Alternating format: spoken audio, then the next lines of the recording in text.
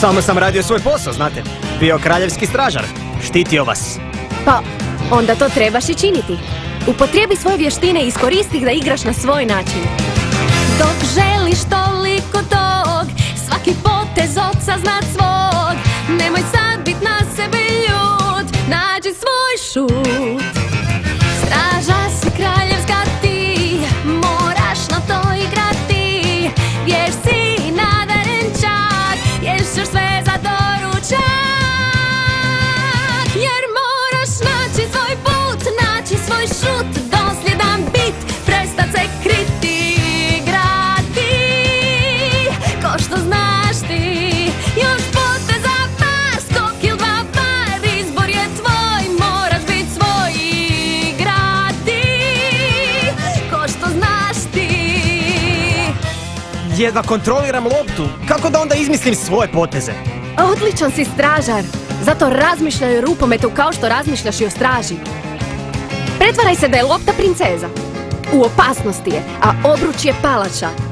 Zadatak ti je princezu odvesti na sigurno. Moram se dosta pretvarati. Evo stiže princeza!